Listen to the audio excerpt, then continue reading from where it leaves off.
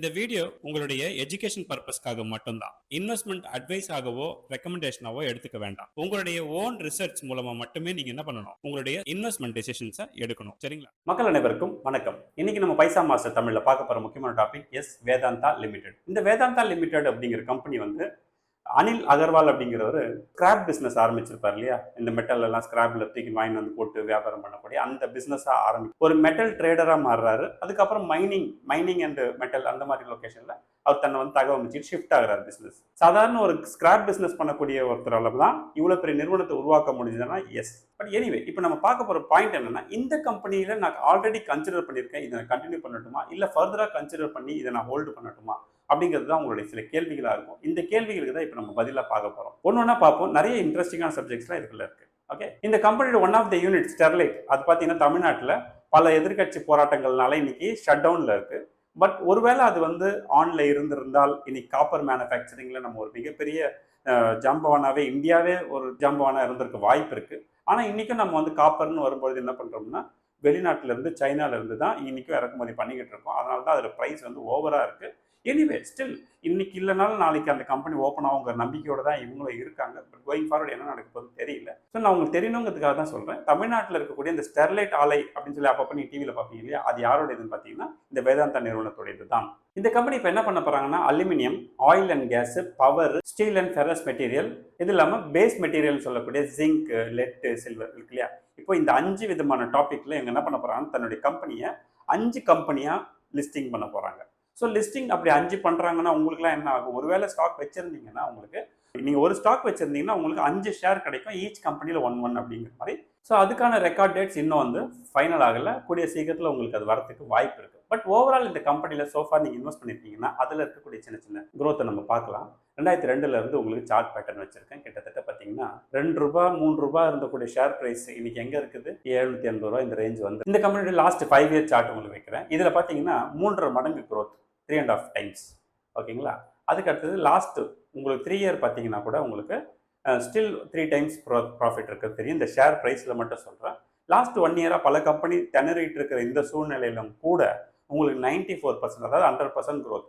இது நீங்கள் நிறைய பேர் கோல்டை மைண்டில் வச்சுட்டு ஒரு மாதிரி கடிவாளம் கட்டின மாதிரி கோல்டு தான் பெஸ்ட் அப்படின்னு ஓடிட்டு இருக்கும் ஒரு பக்கமாக. ஆனால் கோல்டை விட பெட்டரான ரிசல்ட் கொடுக்கக்கூடிய சில நிறுவனங்களில் முக்கியமான நிறுவனமாக யார் இருக்கான்னு பார்த்தீங்கன்னா வேதாந்தா இருக்கு. கோல்டில் என்ன டிவிடெண்ட் வந்திருக்கும்? ஒன்றும் வந்திருக்காது. ஆனால் உங்களுக்கு இதில் டிவிடெண்டும் வந்திருக்கும். இது கிட்டத்தட்ட வந்து ஒரு டிவிடெண்ட் மெஷின்னே சொல்லுவாங்க. இவங்களுக்கு கேஷ் சர்ப்ளஸ் நல்லா இருக்கும், கேஷ் ஃப்ளோ நல்லா இருக்கும். ஏன்னா இவங்க எப்பவுமே பார்த்தீங்கன்னா மெட்டல் அண்ட் மைனிங் மாதிரியான பிஸ்னஸில் வந்து என்ன ஒரு அட்வான்டேஜ்னா, உங்களுக்கு கேஷ் ஃப்ளோ எப்பவுமே அதிகமாக இருக்கும், ஜென்ரலாகவே அதிகமாக இருக்கும். அந்த வகையில் பார்க்கும்போது இது ஒரு நல்ல பிஸ்னஸ். ஸோ மைனிங் தான் பண்ணி எடுக்கிறோன்னும் போது காஸ்ட், அதாவது அதை ஆப்ரேட் பண்ணுறதுக்கு ஆகிற டோட்டல் ரெவென்யூவில் உங்களுக்கு ஆப்ரேட் ஆகிற செலவுகள் பார்த்தீங்கன்னா கம்மியாக இருக்கும். இந்த சென்ஸ் ஒரு எக்ஸாம்பிள் சொல்கிறேன். இவங்களுடைய நெட் ப்ராஃபிட் மார்ஜின்னு சொல்லுவாங்கல்ல, அது வந்து அதிகமாக இருக்கும். வேறு சில நிறுவனங்களோட கம்பேர் பண்ணும்போது இவங்களுக்கு அதிகமாக இருக்கும். ஏன்னா மைனிங் பிஸ்னஸ் அப்படிங்கிறதுனால இது ஒரு அட்வான்டேஜ். ஸோ டிவிடெண்ட் மெஷின்னு நான் சொல்லிட்டேன். இது ஒரு டிவிடெண்ட் அள்ளி கொடுக்கக்கூடிய, கில்லிலாம் இல்லை, அள்ளி கொடுக்கக்கூடிய ஒரு மெஷினாகவே செயல்பட்டு வந்திருக்கு இது வரைக்கும். இங்கே நான் உங்களுக்கு சொல்கிறேன் பாருங்க, இவங்களோட earning per share 2021 earning per share ₹31 இருக்கு. ₹31 ₹9 டிவிடெண்ட் எத்தனை பர்சன்ட் வரும் பார்த்தீங்கன்னா 30% வரும் இல்லையா? ஸோ ஏர்னிங் பர் ஷேர் பார்த்தீங்கன்னா ₹28. அவங்க டிவிடெண்ட் எவ்வளோ? ₹100 மேலே இருக்கு, ₹101.50 இருக்கு. ஏர்னிங் பர் ஷேர்லேருந்து டிவிடெண்ட் கொடுக்கலனாலும் கூட நீங்கள் கவனிக்க வேண்டிய ஏரியா என்னங்கிறத உங்களுக்கு கொஞ்சம் கொஞ்சமாக நான் எக்ஸ்பிளைன் பண்ணுறேன். இதை பார்த்தீங்கன்னா இவங்க ஒரு டிவிடெண்ட் மிஷின் தான் அப்படிங்கிறது உங்களுக்கு புரியுதா? ஓகே, எதிர்காலத்தில் ஸ்டெர்லைட் மாதிரி பிஸ்னஸ் இங்கே அவங்களோட யூனிட் ஓப்பன் ஆச்சுன்னா இன்னுமே சில பாசிட்டிவான விஷயங்கள்லாம் நடக்கிறதுக்கு வாய்ப்பு இருக்குது. பட் புக்கு பார்த்தீங்கன்னா இங்கே தான் ஒரு நெகட்டிவ் ஸ்ப்ரெட் ஆகுது. உங்களுக்கு 2021 பார்த்தீங்கன்னா ₹167 இருந்த புக்கு கொஞ்சமாக குறைஞ்சி ₹82 போய் ₹105 வந்திருக்கு. இது மாதிரியான சூழ்நிலையும் இதில் நடந்திருக்கா அப்படின்னா எஸ், நடந்திருக்கு. அதை பாருங்கள். ஏன்னா டிவிடெண்ட் அதிகமாக கொடுக்கும்போது புக் சைஸ் வந்து குறையறதுக்கு சான்சஸ் இருக்குன்னு நம்ம கேள்விப்பட்டிருக்கோம் இல்லையா? ஸோ அது ஒன்று தான். இது ஒரு ரீசனானா எஸ், எக்ஸ்பேன்ஷனுக்கு ஒன்று அதிகமான பணம் தேவைப்படலைங்கிறது இதுலேருந்து புரியுது. பட் நாம் என்ன நினைக்கிறோமோ, இந்த கம்பெனியோட வளர்ச்சி ஆஸ் எ இன்வெஸ்டராக லாங் டேர்ம் நான் போகிறேன் அப்படின்னா எனக்கு வந்து இந்த கம்பெனியோட வளர்ச்சி நல்லா இருக்கணும் அப்படின்னு நான் நினச்சேன்னா, இங்கே பாருங்கள், இந்த கம்பெனியோட டெப்ட் பார்த்தீங்கன்னா உங்களுக்கு 2021 ஒரு ஷேருக்கு ₹1 டெப்ட் இருந்தது.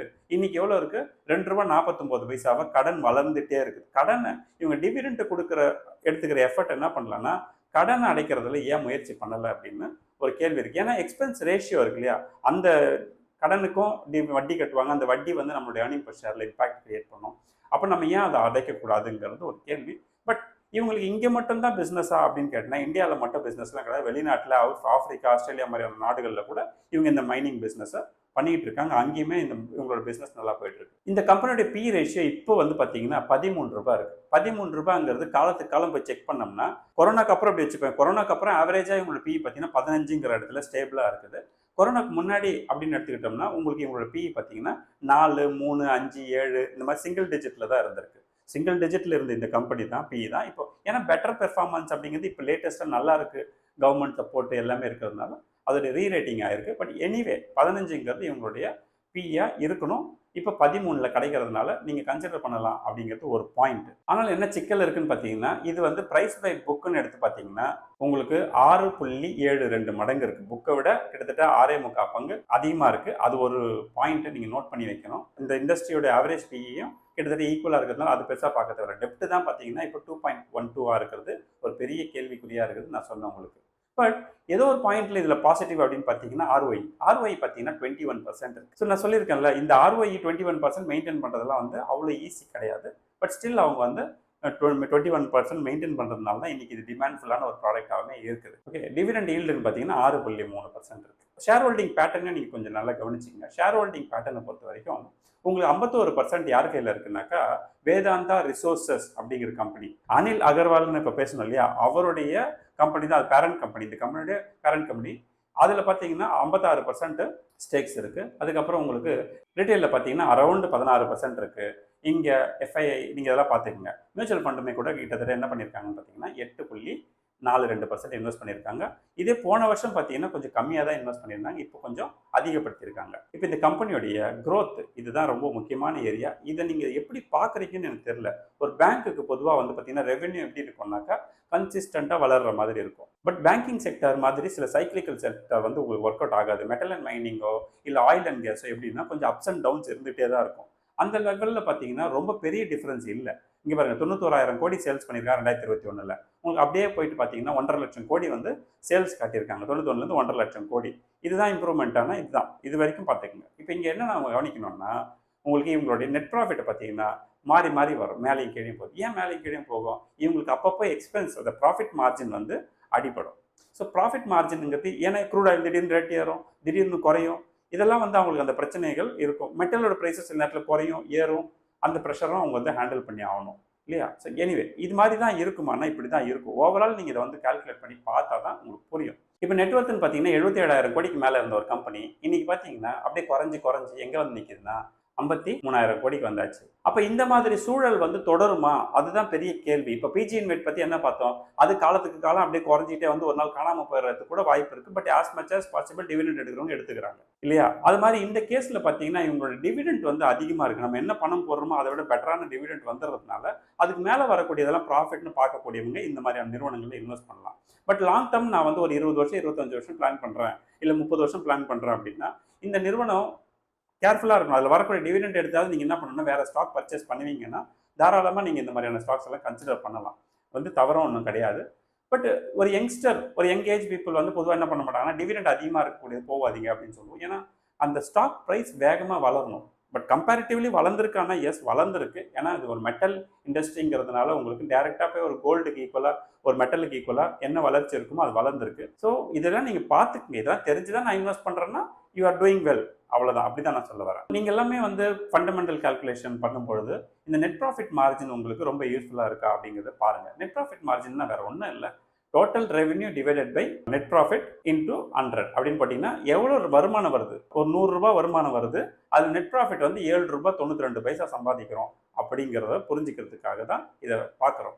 பட் இது வந்து இந்த மாதிரியான நிறுவனத்துக்கு பார்த்தீங்கன்னா உங்களுக்கு நெட் ப்ராஃபிட் மார்ஜின் இது இப்போ இருக்கிறதே வந்து ரொம்ப அதிகம். ஜென்ரலாக மெட்டல் அண்ட் மைனிங்கில் வந்து இவ்வளோ நிறைய செலவாகும். உங்களுக்கு மெட்டல் மைனிங்கில் வந்து நிறைய செலவு அதிகமாகும் அதுக்குள்ளே இந்த கிடைக்கக்கூடிய பொருளோட கம்பேர் பண்ணும்போது. பட் எனிவே அப்படி பார்த்தா கூட இது 7 ரூபா 92 பைசா தான் இருக்குது. மேலே இருக்கிறதெல்லாம் சேல்ஸ் பாரு, கீழே இருக்கிறது நெட் ப்ராஃபிட் பாரு. ஓகே, இப்போ நான் ஒரே ஒரு கால்குலேஷன் மட்டும் போட்டு காட்டுறேன். Total revenue divided by net profit. Net ப்ராஃபிட்டை நம்ம போடும்போது எவ்வளோ வருது கீழே பாருங்கள். எக்ஸாக்ட்லி 7.92 இதுதான் வருது. இதை நீங்கள் அசோக் லேலண்ட் மாதிரியான ஒரு நிறுவனத்தோடு கம்பேர் பண்ணி பார்த்தீங்கன்னா அவங்களுக்கு இதை விட புவராக இருக்கும். பெரிய கம்பெனி தான், ஆனால் நீங்கள் கம்பேர் பண்ணி பார்த்தீங்கன்னா நெட் ப்ராஃபிட் மார்ஜின் இதை விட கம்மியாக இருக்கும். பட் ஸ்டில் இதை பார்க்கணுமானா இதெல்லாம் என்னன்னு தெரிஞ்சுக்கோங்க. அப்புறம் நான் ஏதாவது விஷயங்களில் உங்களுக்கு எக்ஸ்பிளைன் பண்ணுறேன். இப்போ இந்த கம்பெனியோட ஏர்னிங் பர் ஷேர் பார்த்துட்டீங்க, அது எங்கேருந்து வருது? 9 ரூபாயிலேருந்து 14 ரூபாய் தான் வளர்ந்துருக்கு. பட் ஸ்டில் இது வந்து நல்ல சூழ்நிலையா அப்படின்னு கேட்டிங்கன்னா, எஸ். ஏன்னா அப்போ வந்து PE என்ன இருந்ததுன்னா ஒரு 7, 8, 9 இந்த மாதிரி இருந்தது. அப்போ உங்களுக்கு ஓகே. இப்போ பார்த்தீங்கன்னா 13, 14 இந்த ரேஞ்சுக்கு PE வந்து அப்கிரேட் ஆயிருக்கு கம்பெனிங்கிறதுனால உங்களுக்கு இது காலத்துக்கு காலம் இதோட ஸ்பீடில் போச்சுன்னா எப்படி போகுங்கிறத நீங்கள் பார்த்துட்டு வாங்க. புக்கு நான் சொன்னேன் அதே மாதிரி தான் 67 ரூபா 127 ரூபாய் எங்கே போயிருக்கு?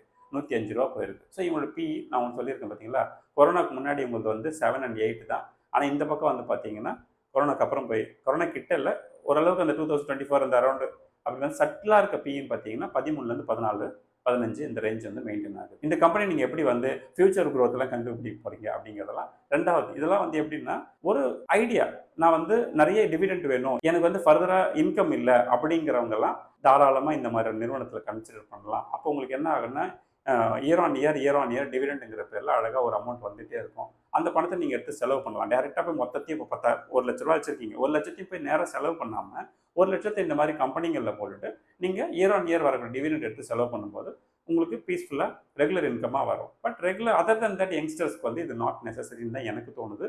இது உங்களுடைய கருத்து என்னங்கிறத நீங்கள் வந்து கமெண்ட்டில் கண்டிப்பாக எழுதுங்க. இப்போ நான் சொன்னதெல்லாம் தான் ஃபேக்ட் அப்படின்லாம் கிடையாது. இதை தாண்டி உங்களுக்கு தெரிஞ்ச கமெண்ட்டை கண்டிப்பாக பதிவு பண்ணுங்கள். உண்மையிலே அந்த கமெண்ட் வேல்யூபிளாக இருந்ததுன்னா நான் பின் பண்ணி வைக்கிறேன். ஸோ பார்க்கக்கூடிய மற்றவர்களுக்கும் அது ரொம்ப யூஸ்ஃபுல்லாக இருக்கும் இல்லையா? ஸோ வேதாந்தாக்குள்ளே இதெல்லாம் இருக்குது தெரிஞ்சு தான் நான் இன்வெஸ்ட் பண்ணுறேன்னா யூ ஆர் டூயிங் குட் அப்படிங்கிறத நான் சொல்ல வரேன். இதோட ஸ்டாக் ப்ரைஸ் இப்போ வாங்கலாமா வேண்டாமா அதை பற்றிலாம் நான் இப்போ டிஸ்கஸ் பண்ண போகிறதில்ல. ஜஸ்ட் இந்த கம்பெனி பற்றின பேசிக்ஸ் உங்களுக்கு தெரியுமா அப்படிங்கிறத பார்த்துட்டு அதுக்கப்புறம் நீங்கள் இன்வெஸ்ட் பண்ணியிருக்கீங்கன்னா அதை கண்டினியூ பண்ணலாமா வேணாமாங்கிற முடிவை எடுக்கிறதுக்கு இது ரொம்ப யூஸ்ஃபுல்லாக இருக்கும்னு நான் சொல்ல வந்தேன். ஓகே, ஏன்னா மெட்டல் ஃபியூச்சரில் என்ன ரேட்டு போகுங்கிறதெல்லாம் ஜஸ்ட் லைக் ஒரு கோடு போட்டுலாம் நம்ம என்ன பண்ண முடியாது, கால்குலேட் பண்ண முடியாது. பட் ஓவரால் ஒரு மைனிங்கில் ஒரு பிஸ்னஸ் வந்துட்டு தான் இருக்கும். அதை வச்சு அவங்களுக்கு ஒரு ப்ராஃபிட் வந்துட்டு தான் இருக்குங்கிறது தான் நான் சொல்ல வந்தேன். ஸோ கம்யூனிட்டியில் நிறைய பேர் ஜாயின் பண்ணியிருக்கீங்க. அவங்க எல்லாருக்கும் போன வாரம் இண்டக்ஷனாக முடிச்சிட்டோம். அதுக்கப்புறம் நிறைய பேர் வந்து வார் ரூமில் ஜாயின் பண்ணீங்க. உங்களோட நான் வந்து கிட்டத்தட்ட 6 மணி நேரத்துக்கு மேலே இந்த சண்டே டிஸ்கஸ் பண்ணியிருக்கேன். ரொம்ப யூஸ்ஃபுல்லான கேள்விகள் பதில்கள் உங்களுக்கெல்லாம் கிடைச்சிருக்குன்னு நினைக்கிறேன் இல்லையா? ஸோ தொடர்ந்து வாரம் சண்டேல என் கூட டிஸ்கஸ் பண்ணுங்கள். ஸோ தட் உங்களுடைய இன்வெஸ்ட்மெண்ட் மேலே இருக்கக்கூடிய கான்ஃபிடன்ஸ் லெவல் வந்து உங்களுக்கு இம்ப்ரூவ் ஆகும். நீங்கள் எங்கெங்கெல்லாம் சின்ன சின்ன தவறுகள் செய்கிறீங்கிறத அவாய்ட் பண்ணிக்கிறதுக்கு ஒரு நல்ல இடமா இந்த வார் ரூம் உங்களுக்கு யூஸ்ஃபுல் ஆகும். ஸோ ஃபர்தராக கம்யூனிட்டியில் இன்னும் ஜாயின் பண்ணலையா, ப்ளீஸ் ஜாயின் பண்ணுங்கள். டைம் வேஸ்ட் பண்ணாதீங்க. நிறைய விஷயங்கள் நம்ம டிஸ்கஸ் பண்ணுவோம். ஓகேங்களா? நெக்ஸ்ட் 10 இயர் என் கூட வரப்போகிறீங்க அப்படிங்கிறது ஒன்று. அடுத்தது என் கூட டேரெக்டாக தான் நீங்கள் எல்லாருமே பேசுகிறீங்க. இதெல்லாம் உங்களுக்கு ஒரு அட்வான்டேஜாக நீங்கள் எடுத்துகிட்டு கண்டிப்பாக கம்யூனிட்டியில் ஜாயின் பண்ணுங்கள். அந்த லிங்க் வந்து டிஸ்கிரிப்ஷனில் கொடுக்குறேன். அதில் ஒரு வீடியோ இருக்கும். வீடியோ பாருங்கள், கம்யூனிட்டியில் என்ன பெனிஃபிட் இருக்குன்னு பார்த்துட்டு கூட நீங்கள் என்ன பண்ணலாம், எஸ் யூ கேன் ஜாயின். நான் எப்பவுமே சொல்கிறேன், ஃப்ரெண்ட்ஸ் அண்ட் ஃபேமிலிக்கு காசு பணம் கொடுக்கறத விட இந்த மாதிரி நல்ல இன்வெஸ்ட்மெண்ட்ஸ் ஐடியாஸ் கொடுங்க, அவங்க வாழ்க்கையில் பெட்டராக வருவாங்கன்னு சொல்லியிருக்கேன் இல்லையா? எனவே அடுத்த ஒரு இன்ட்ரெஸ்டிங்கான வீடியோவில் சந்திப்போம். நன்றி, வணக்கம்.